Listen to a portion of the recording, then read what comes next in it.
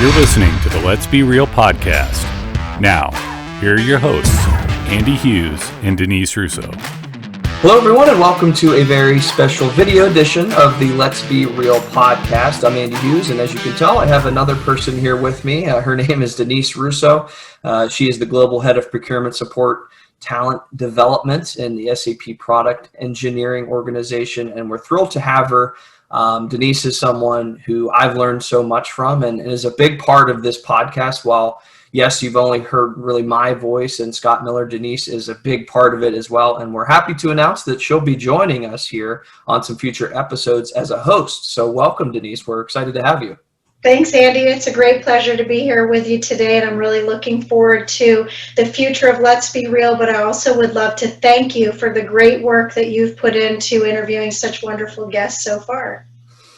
Well, it definitely couldn't have been possible without your support as well, so I really appreciate you doing everything that you've done so far. Why don't you give the listeners a little bit of a brief introduction about you and your work with SAP? Oh, sure. So this is going into, I believe, my 13th year here at SAP. I came into SAP through SuccessFactors. I was formerly a customer of SuccessFactors before that. So I joined the organization from the lens of being a customer. I started as a professional services implementation consultant, but I really felt like I wasn't seeing the customer get the full value of their experience, and I wanted to stay with the customers longer. So I quickly moved into the product support area at SuccessFactors and ended up leading a team there for a while and created an organization called the Global Customer Experience Team, which was focused on being customer facing as well as the internal enablement function for customer support, as well as the escalation point and the bridge to the development organization, which were engineers, QA, and the product managers. That led to an opportunity about, I think, 8 years ago or so. I'm losing track of the time since it's been a while, but I moved into the development organization and created a program for triage inside of the SuccessFactors development organization. We focused on everything from enablement and coaching, leadership development, escalations, data analysis, and some other projects and program enhancements to really build a cohesive partnership between engineering and the product support side of the business. And then about 3 years ago, I had a great opportunity to meet Lee Tangretti, who is my now manager, and come over to the Ariba side of the house. And that was before Fieldglass joined Ariba. I joined the organization to really focus on things like change leadership and building a leadership development program, which we call Agile. And that program was very successful, and we were able to expand the team to grow out our technical product enablement functions, as well as our one-on-one engagement, our onboarding, early talent, diversity and inclusion, rewards and recognition, and appreciation, and so much more. So part of that initiative involved us looking for ways that we could really invest in giving people creative avenues for learning from leaders. And that's how Let's Be Real was born and how the podcast came to be. And I was just so thrilled, Andy, when you decided that you would raise your hand and be our host for it, and has done just such a wonderful job. And I definitely want to give a shout out to the behind the scenes man, Scott Miller, for doing such a great job on the production as well. It's been so fun for me because a lot of the guests that we've had are peers and or friends or mentors of mine, and that's how it really started, was being able to bring people to the table that had interesting stories, and we continue to grow and develop, and I'm just looking forward to seeing where it goes from here. Yeah, I am too, and yeah, your team has done some fantastic things, and we're really excited to have you, have a bigger role now with Let's Be Real podcast, so we're really excited about that. Before we get to the Andreas Heckmann interview, which was fantastic, I wanted to kind of talk about a couple of topics that we were talking about after we had stopped recording, because he brought up a number of topics during the call and even before we started recording too. It was just a great conversation. So before we kind of get into that conversation, I wanted to talk about a couple of topics that he brought up. The first one being this idea that things are impossible in customer support. We hear it all the time, different things it's impossible. You can't do this. People probably thought maybe this podcast, it's impossible to do that, or it's impossible to get this guest on the podcast. But we had to try, and we found that, if you continue to reach out to people and ask for help, nothing is really impossible, is it? I agree with you, because everything is possible within the limits of our own mind.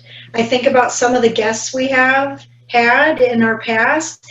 Some of them, nobody would have thought we would have had those guests be able to be on the podcast. And a lot of it takes not just the thought, but it takes the action. And Andy, you're somebody that takes action, and that's something to be commendable for you as a leader, that you took a thought and did something with it. And I think that's what makes things possible. I recall a time I worked for an organization that produced this event called the Avon Breast Cancer 3-Day.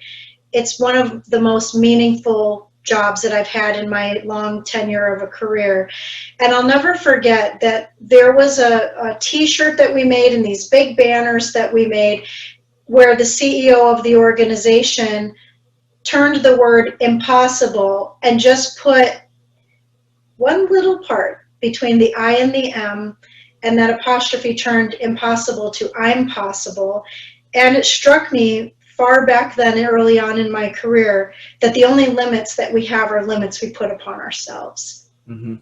Yeah, that's a great way to put it. And I feel like it's very relevant to the time that we're in right now. I mean, companies that didn't think they could work from home are now working from home. They didn't think it was possible to pull it off. And even here at Ariba and SAP, we've learned a lot of things that we never thought we could accomplish, but we've been able to do it through working with others and building those connections and sharing those ideas. So I feel like this idea is interesting, because it really is a mindset, and you really need to do everything that you possibly can and reach out for help, and the results will come. Absolutely. I think that's a really key thing to keep in mind, Andy, about the difference between change management and change leadership. You can manage change, meaning you're just trying to get through a change, or you could lead yourself through something transformational and amazing. And I think that many of us have taken these opportunities during these times of adversity and overcame those with really great opportunities. Mm-hmm. Absolutely. And the other topic I wanted to talk about just quickly here is being yourself as a leader.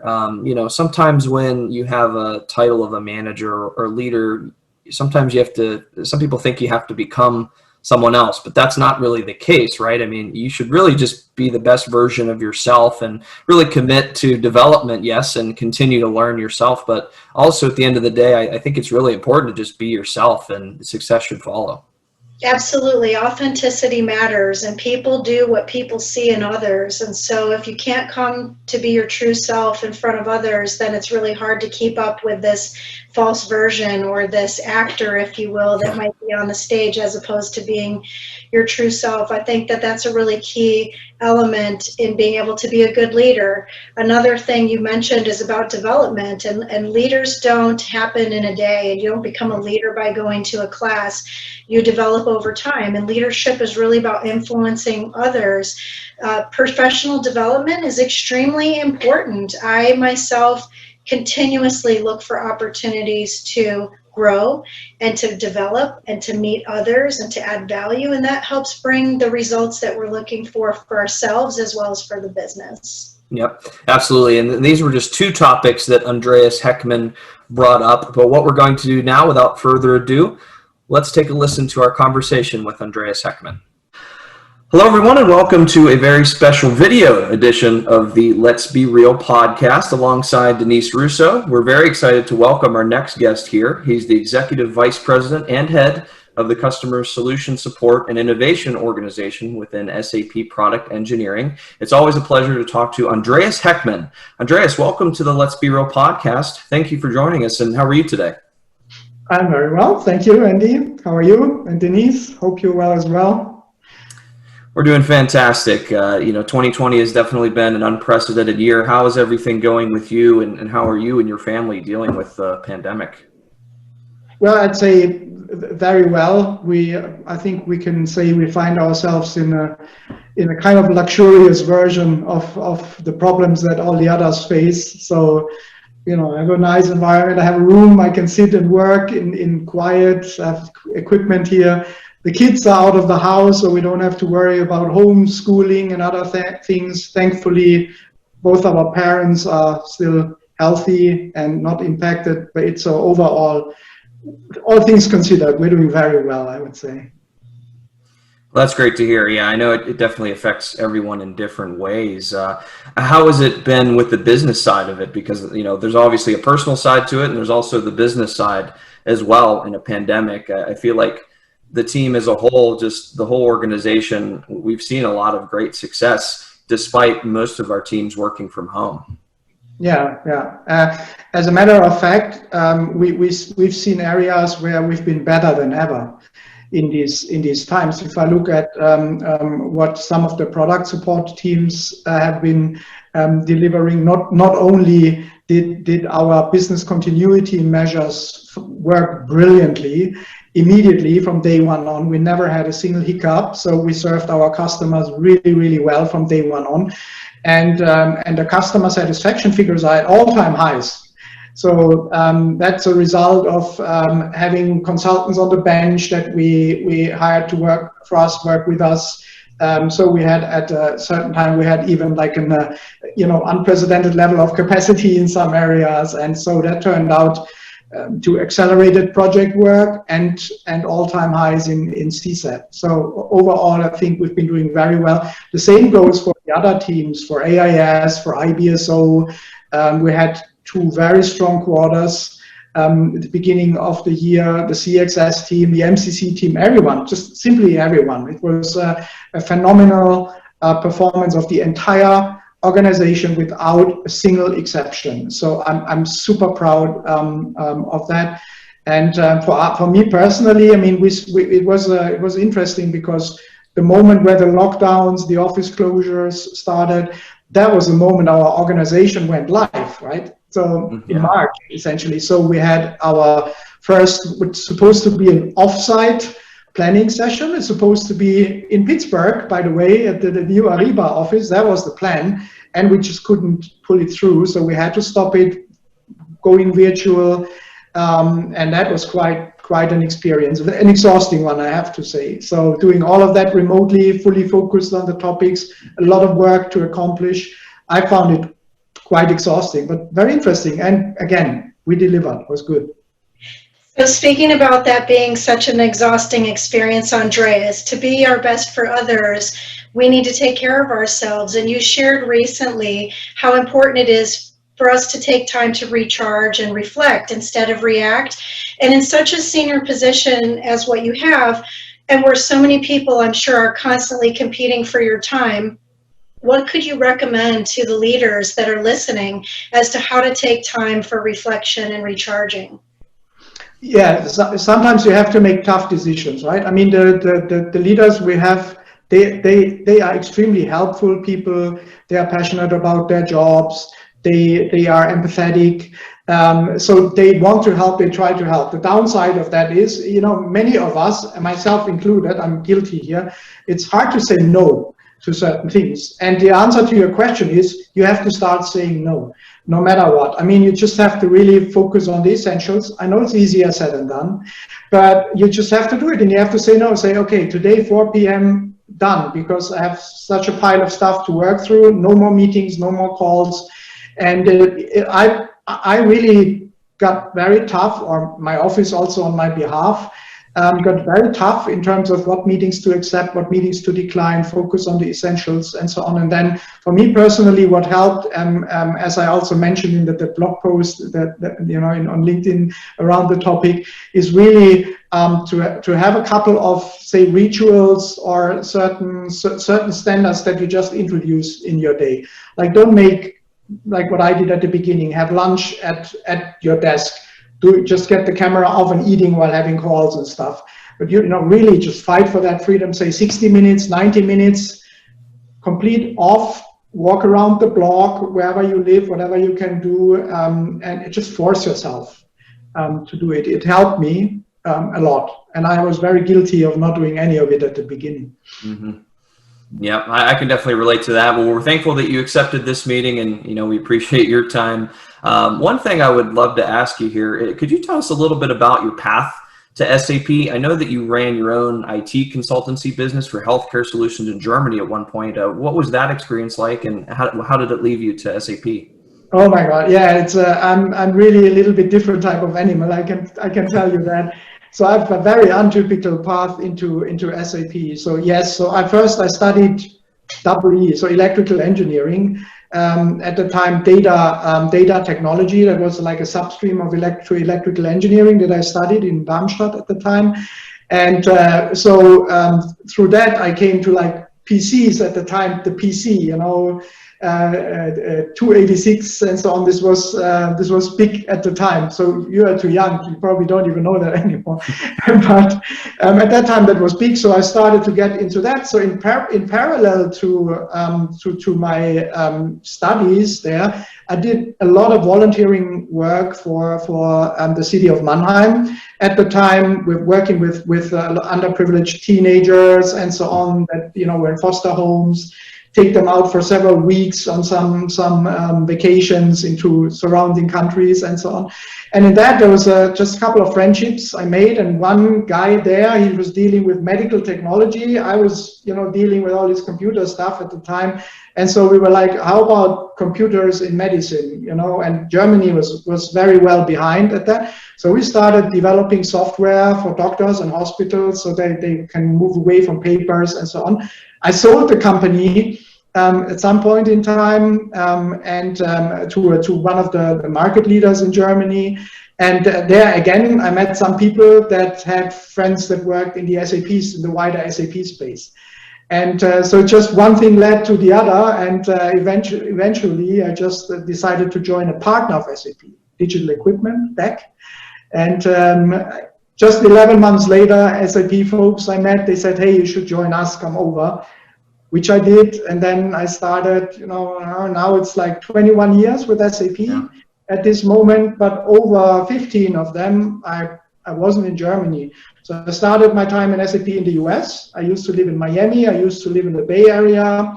Then I moved to Switzerland for almost 3 years. I spent a total of 10 years in China since then. So even though I have a German passport and SAP is like an originally German company, I didn't spend much time in SAP in Germany. So. Now, that's very interesting. Now, when you started with SAP, was it always a goal of yours to become a leader, or were you more considering, being kind of like an individual contributor or an expert? Was leadership always something that you wanted to look into eventually? Never, ever. So I basically, from the beginning, I said, I want to be an expert. Leave me alone with management. That's not my cup of tea. So at the very beginning, still a lot of people laugh about it today because they remember I always said, leave me alone. I'm not a manager. I will never be a manager. And so essentially what happened is that they always gave me this temporary assignment when I said, we just need you to do it 6 months, just 6 months and we will find a permanent solution and you can go back to being an expert. And so it happened year over year, and then you handed off one thing and they gave you another and so on. And at some point in time, also based on a lot of feedback I received from people, I realized that maybe I should reconsider. And so then I really committed myself, not so much to management, but to leadership. I think for me, this turned out to be a big difference. I still don't like management, as in operational management, very much. But what I do like is leading in topics, leading people, joining forces with other people and bringing topics forward. That's what really energized me in all of that. And so I gave in eventually. And so that was me, the leader then. You've had such an interesting tenure while you've been here, Andreas, and you've already shared some great stories with us. Can you think of a defining or a transformational moment in your career as a leader and what that might have been? Not so much one moment. I think I was very privileged because I could work with a lot of absolutely outstanding leaders in SAP, and they taught me a lot. This is sort of the type of guy I am. I wouldn't be able to tell you this one person, she or he is like everything about her or him I aspire to or something like that. But I really learned a lot from different people. So I saw how different people really work brilliantly in defining strategy, defining vision, and their perspective on what we should do for customers. So I really sucked that up. And then other people, they inspired me a lot, how they worked with people, how they actually got people to follow them, how they inspired people. So I really got my bits and pieces all over the place, but definitely say the times I worked in AGS and Active Global Support, I was very privileged to meet a lot of very strong leaders, also board members that, you know, had a very, very pushy, strong way of getting things moving. So I think I learned a lot that I'm still living off at this moment in these times. And then customers taught me a lot. So my time in Switzerland, I was actually at a customer for these almost 3 years at Nestle in Vevey. At the time, it was the largest ever SAP program that was run by a customer. And I learned so much being permanently inside the customer. I was sitting with customers in the office, so it's not an SAP room. It's me alone with some people from customers. So I understood where they suffer, what the problems are. And so, you know, my interactions with customers throughout these years, they are invaluable. Mm-hmm. Thank you so much for sharing that, because it sounds like even though it's hard to maybe pinpoint just one leader that has had an impact or influence on you, one of the strategies that you've shared and outlined for us for your global teams is to foster amazing talent. What makes a productive team in your opinion? Well, what makes a productive team is it's all about behaviors. You know, there's this term high-performing team, right? It's used a lot. People actually, it's misused a lot, I would say, even. When I look at what a team should really do, teams should be worried about their peers, about how the team overall is doing. I always have this test question when I'm with a group of people and we talk about the topic of high performing team, and I always ask them a question. I say, I do not want an answer from you, so I don't want to hear any answer. You give yourself the answer in the head. And that's always the test question. Say, if you see one of your team members struggling, like really badly, like they're in real trouble, what is it you feel? Don't answer me. What is it you feel? Do you feel like, oh crap, I have to jump to the rescue, offer my help? You know, I say, can I help? Is there anything? Do you want to talk about it? Something like that. Am I completely indifferent? And I'm like, whatever, it's not my problem. Maybe I feel even happy. It's like, yeah, one going down makes me look better, right? And so, as I said, never want to hear the answer, but typically in the face, you can see people go like, And the reality is you find very, very few teams, if at all, that have all what a real team, a high-performing team should be doing, which is really take care of each other, give yourself feedback all the time, try to lift the water, raise the water level for the entire team. You know, be better as a team. That's what I'm trying to get, and it's super difficult to get. Everyone's talking about it. The truth is, almost no one's there. You talked a bit, Andreas, about living in all these different countries, and it sounds like now in what you're describing, there's a lot of importance on diversity of thought in people. Could you share with us and the listeners how important diversity is for your team? It just doesn't work without it. It's not even it's better or worse. I believe without diversity, it doesn't work. It's very simple. You will always be in a suboptimal state if you do not truly embrace diversity in a team. Look at the teams that nobody wants to be part of. Is like where the manager surrounds himself with a group of people they've always had around them, loyal people, always say yes to everything, agree immediately, and just execute whatever the manager says. This is the worst possible scenario you can find yourself in. Yes, it's fast that very moment, and yes, it feels good. Everybody's like, yay, let's go. You can be sure that you are not getting the best outcomes, the best results, the best decisions. You will always be mediocre. That's for sure. And I've done it, and I have to say I was one of these type of leaders when I became first a manager many years ago.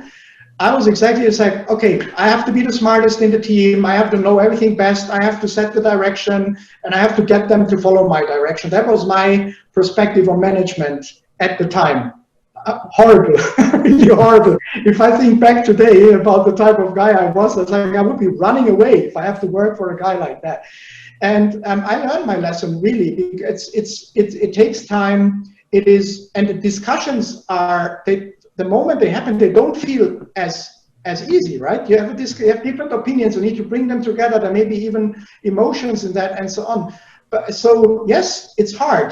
But once you're through and you look back and you see what you got and how sturdy these decisions are, how they can resist challenges, how long living they typically are, how you have accomplished your change management with all the people involved, because they've all bought into it, they've been part of the decision. It's so many pluses at the other end, it's unbelievable. So once you've done that, you can never do without. Yeah, I think that's a great point. And I think diversity goes hand in hand with innovation too. And I love the fact that the word innovation is part of the name in the organization, because especially in a time like today where things are constantly changing daily, weekly, whatever it is, I think diversity is really important to have, just so you can innovate, because as you were saying, you don't want everyone to just agree. You want different ideas to be thrown out there. And I feel like it's really important to empower people to feel like they can share their ideas. Yeah, absolutely true. And also the innovation is an interesting topic, because there seem to be so many definitions of innovation out there, right? Mm-hmm. So some people, I think, continuously mix up ideas with innovation. An idea is not an innovation. Mm-hmm. The other thing is also coming up with something new is not an innovation. If nobody uses it, if nobody gets value out of it, it's not an innovation. It's maybe an interesting idea and an interesting a realization of some idea, but it doesn't make an innovation. Innovation has to have a positive impact somewhere, and so that's what was so intriguing for me, and accepting to run this organization, because there isn't a strong innovation element in it. And right now we are looking at almost every team. We are looking at what does innovation mean, and the company is changing big time. Our customers are changing big time. If you look what really happens on the ground, I mean, we talk, you could say more marketing level. We talk about intelligent enterprise. We used to talk about digital enterprise and digital transformation and all of these things. At the end of the day, if you look what happens in customers, is their solution landscapes look fundamentally different. The decision making looks different. The teams that are there on the customer side look different. And no more IT organizations. They want more cloud solutions to be part of their processes. And these cloud solutions, together with what may be left an on-prem components, builds their mission critical processes. They are hybrid processes. They're much more complicated to operate. There's more points that can fail, making the process not available. So all of us need to change. How do you support such an environment? How do you troubleshoot in such an environment? What's the customer's role with all the changing, IT folks going away, LOBs at the customer making decisions, more power users taking over? So how does that translate into a customer's day in a life? What do they need to do? What are the tools we need to give them? How do we need to interact with them? It touches literally every single team in our organization that needs to transform to be ready to meet the customers where they will be in a year or two down the road.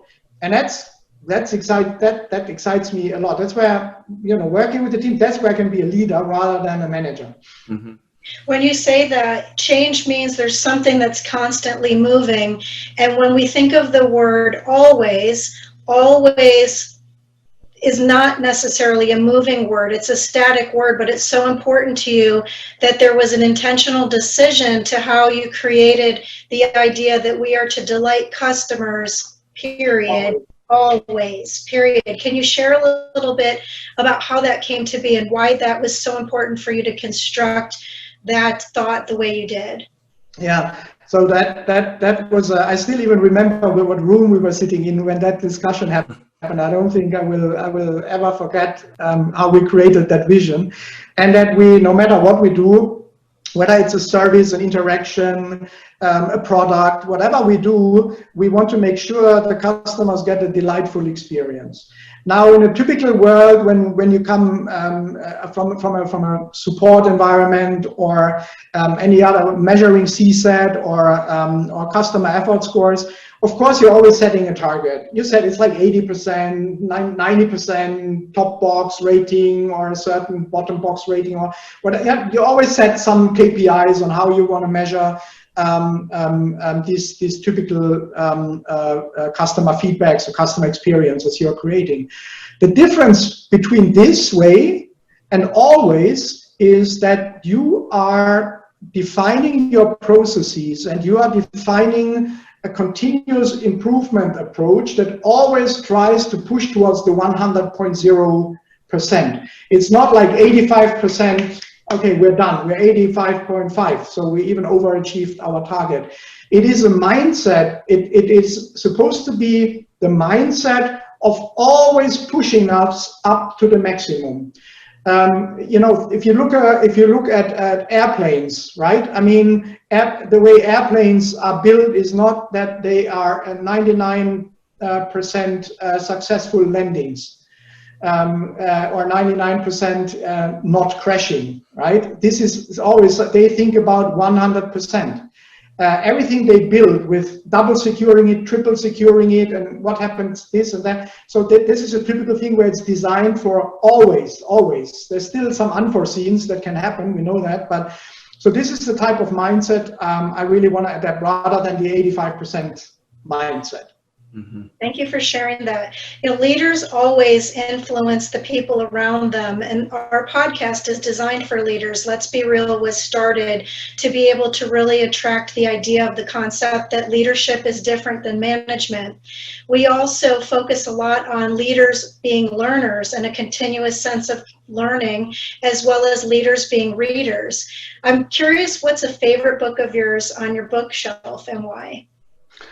I need to have a look at my bookshelf here, but it would probably be the Blue Line Imperative. That is one thing of the books I really liked a lot. I also have Strategic Learning there, and I have a book that a friend of mine gave me. Let me just this one that he highly recommended to me. I haven't read it yet. Can you see? It's called The Checklist from Atul Gawande, and so he gave me a personal note, hard to see, but anyway, believe me, it's there.